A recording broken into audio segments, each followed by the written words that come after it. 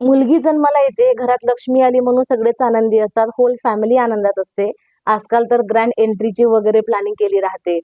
कारण काय तर आता मुलगी झाली आणि मुलीने फॅमिलीला हॅपी फॅमिलीचा टॅग लावलेला असतो. हॅपी फॅमिलीची डेफिनेशन म्हणजे नेमकी काय आहे? मुलगी खरंच हॅपी फॅमिलीचा टॅग घेऊन येते, हे सोसायटीने एक्सेप्ट केलेलं आहे का? होल फॅमिली केव्हा खुश होते? कधी आनंदी होते?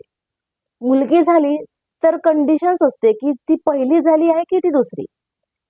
ती जर दुसरी मुलगी झाली असेल, पहिला जर मुलगा असेल, तर ती फॅमिली नक्कीच हॅपी फॅमिली असते सोसायटीनुसार. तो टॅग तिथे हमखास लागतो हॅपी फॅमिलीचा. पण मुलगी जर पहिली असेल, तिथेही हा टॅग लागतो, थोडं उशिरा लागतो, कारण दुसरा मुलगा होण्याचे चान्सेस असतात. काळ बदलत आहे, परिवर्तन होत आहे, सोसायटी मॉडर्न होत आहे, पण आजही 100% हे एक्सेप्ट का लोक करत नाही की 2 मुली तिथेही ती हॅपी फॅमिली आहे, एकुलती एक मुलगी तीही हॅपी फॅमिली आहे. लोक काय म्हणतात, लोकांचे माझ्या फॅमिलीबद्दल काय विचार आहेत, त्याकडे दुर्लक्ष करून, त्याकडे पाठ फिरून माझ्या फॅमिलीमध्ये मला जर एकुलता एक मुलगा आहे किंवा मला जर एकुलती एक मुलगी आहे किंवा मला जर 2 मुलीच आहेत, 2 मुलंच आहेत किंवा एक मुलगा, एक मुलगी आहेत. माझी फॅमिली आहे, मी त्यात आनंदी आहे. ॲज अ पॅरेंट जर तुम्ही त्यात आनंदी आहे, तर ती तुमची हॅपी फॅमिली, तर ती माझी हॅपी फॅमिली. हां, हे साहजिक आहे, की मुलगा आहे, एक विचार डोक्यात फिरून येतो, की मुलगी पण हवी होती किंवा मुलगी आहे, एक विचार डोक्यात फिरून येतो, की मुलगा पण हवा होता. ते साहजिक आहे, तो नॅचरल फॅक्ट आहे. पण हा जर विचार खोलवर मनात रुजलेला असेल आणि त्याला आपण जर खतपाणी घालत असू, तर मग आपण आपल्या मुलांचे गुन्हेगार ठरतो. आजच्या व्हिडिओमध्ये आपण हे बघू, की जर मला मुलगी आहे, तर मला त्या मुलीला मोठं करण्यामध्ये मला काय प्रयत्नशील असायला पाहिजे, मला तिला कसं सक्षम बनवावं लागेल आणि तिला एक स्ट्रॉंग वुमन मी कसं बनवू शकेल ॲज अ पॅरेंट, हे सगळं आपण आजच्या या व्हिडिओमध्ये बघू. व्हिडिओ आवडला तर व्हिडिओला लाईक, शेअर, चॅनलला सबस्क्राईब नक्की करा. मी कांचनदीप पुन्हा एकदा सगळ्यांचे माझ्या वय 40 पार या चॅनलमध्ये खूप खूप स्वागत करते. आपल्याला आपल्या मुलीला इंडिपेंडंट बनवायचं आहे. तिचा सांभाळ आज अशा पद्धतीने करायचा आहे की उद्या इन फ्युचर पुन्हा तिला कोणी सांभाळावं अशी वेळ तिच्यावर येणार नाही, अशी कंडिशन तिच्यावर येणार नाही. या उलट ती दुसऱ्यांचा आधार बनू शकेल, दुसऱ्यांना सांभाळू शकेल.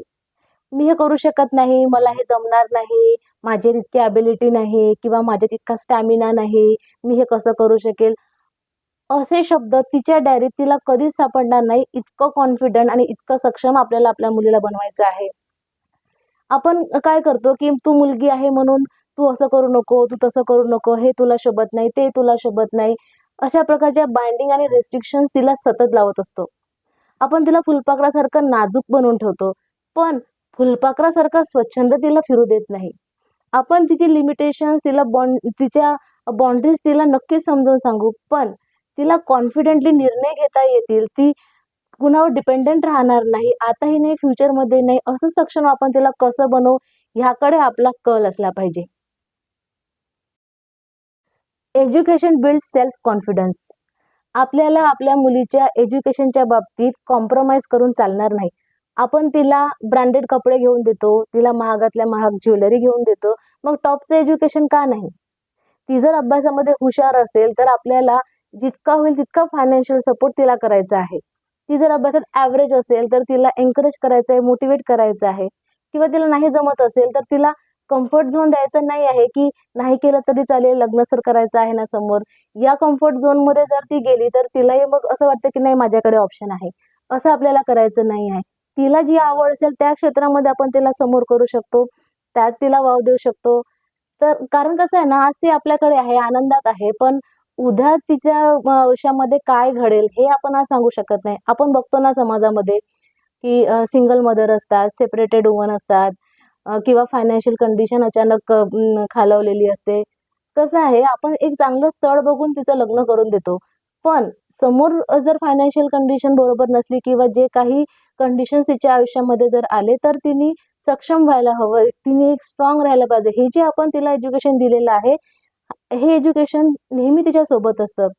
बरं, 2 पैसे कमवायची अक्कल नाही, हा टोमणा तुमच्या मुलीला कोणी आयुष्यात मारू शकणार नाही, हिम्मत करू शकणार नाही, इतका तिचा बेस आपल्याला पक्का करायचा आहे. तेव्हा एज्युकेशन हे खूप बिझनेस जॉब करायचा किंवा नाही करायचा हे तिला आता ऑप्शनल वाटत आहे. तिला तिचा चॉईस जरी वाटत असला तरी आपण जेव्हा तिला एज्युकेशन देत आहोत तेव्हा तिच्या बाबतीतला आपला पॉइंट ऑफ व्ह्यू हा करिअर ओरिएंटेड असला पाहिजे. कसं आहे, तिला इतका एक्सपिरियन्स नाही, आपल्याला जास्त एक्सपिरियन्स आहे. ॲज अ पॅरेंट आपण जास्त जग पाहिलेलं आहे. त्याच्यामुळे आपण आपल्या मुलीचं फ्युचर कसं सिक्युअर करू शकतो, ती तिच्या पायावर कशी उभी राहू शकते, हे आपल्याला बघायचं आहे. मुली थोड्या जास्त इमोशनल असतात, त्या लवकर हर्ट होतात, त्या दयाळू असतात, मायाळू असतात. त्यामुळे कसं आहे, की समोरची एखादी व्यक्ती त्या गोष्टीचा गैरफायदा सुद्धा उचलू शकते.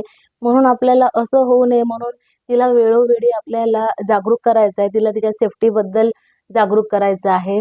आणि कसं आहे, की आपल्याला आपल्या मुलीसोबत तुम्ही पॅरेंट आहे, तुम्हाला जे आई-वडिलाचं नातं तिने पाहिलेलं आहे, ते तिच्या डोक्यामध्ये रुजलेलं असतं. तेव्हा जर पॅरेंट्समध्ये म्हणजे आई-वडिलांमध्ये जर काही मतभेद असेल किंवा काही एखाद्या गोष्टीवरून वाद होत असेल, तो आपल्याला तिच्यासमोर बोलायचा नाही आहे.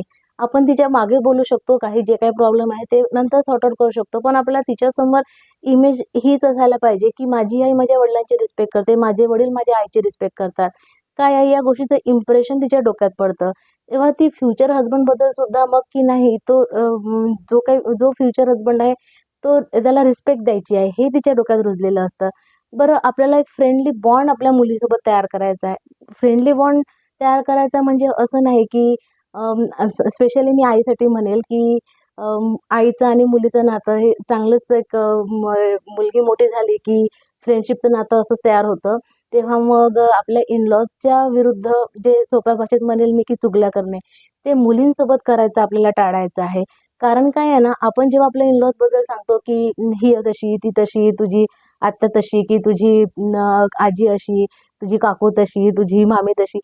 ह्या गोष्टींमुळे काय होतं ना, की मुलींना मग आधीच सासरच्या म्हणजे जो आयुष्याचा टप्पा ती समोर गाठणार आहे, तेव्हा त्या लोकांबद्दलची इमेज ती अशी डोक्यामध्ये तयार होऊ शकते निगेटिव्ह पद्धतीची. तेव्हा हे आपल्याला टाळायचं आहे.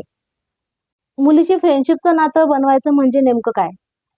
जर माझी मुलगी मॅच्युअर्ड आहे, तिला एखाद्या मुलावर प्रेम झालं आहे आणि तिने मला सांगितलं, की मला या मुलाशी लग्न करायचं आहे, हा मुलगा मला माझ्या आयुष्यात जोडीदार म्हणून हवा आहे. आणि आजकाल कसं आहे ना, की लव्ह मॅरेज कॉमन झालेलं आहे. त्याच्यामुळे भरपूर गोष्टी जर पॉझिटिव्ह असल्या, तर आई-वडील सुद्धा नकार देत नाही, एक्सेप्ट करतात. बरं नकार देण्यासारखी जर गोष्ट असेल, मुलातली एखादी गोष्ट त्यांना पटलेली नसेल, तर ते मुलीला समजावून सांगतात आणि मुलगी मॅच्युअर्ड आहे, योग्य तो डिसिजन ती या वयात नक्कीच घेऊ शकेल. बरं कंडिशन जर अशी आहे, की तिला एखाद्या मुलावर प्रेम झालं होतं, पण आता तिचा ब्रेकअप झालेला आहे. मग आता अशा वेळेला कसं आहे ना, तिला तिथून सावरायला, बाहेर निघायला वेळ लागेल. आता तिला त्यातून सावरायचं म्हणजे तिचं लग्न लावून देणे लवकरात लवकर, हा त्यावर नक्कीच उपाय नाही आहे. आपल्याला तिला वेळ द्यावा लागेल. कारण काय आहे ना, तिचं ते अट्रॅक्शन नव्हतं. तिला मनातून एखादा मुलगा आवडला होता. त्यामुळे आता ते विसरायला, त्यातून बाहेर निघायला तिला वेळ लागेल. आपण जेव्हा तिला इमोशनली सपोर्ट करतो, तिच्या फीलिंगची जेव्हा आपण रिस्पेक्ट करतो ना, मग ती सुद्धा आपल्या फीलिंगची रिस्पेक्ट करते. आणि काय होतं मग लवकरात लवकर ती त्यातून स्वतःला सावरते आणि आपली नवीन वाटचाल, आपल्या आयुष्याची नवीन वाटचालीकडे ती समोरचा पाय घेते. तेव्हा आपण केलेली मुलीसोबतची फ्रेंडशिप, आपण तयार केलेली एक चांगली बॉन्डिंग, जेव्हा आपली मुलगी अशा सिच्युएशन्समध्ये येते, तेव्हा तिला त्या सिच्युएशनमधून सावरायला, बाहेर यायला खूप हेल्पफुल ठरते. आजचा व्हिडिओ आपण इथेच थांबूया. व्हिडिओ आवडला असेल तर व्हिडिओला लाईक, शेअर, चॅनलला सबस्क्राईब नक्की करा. Bye, take care. Thank you.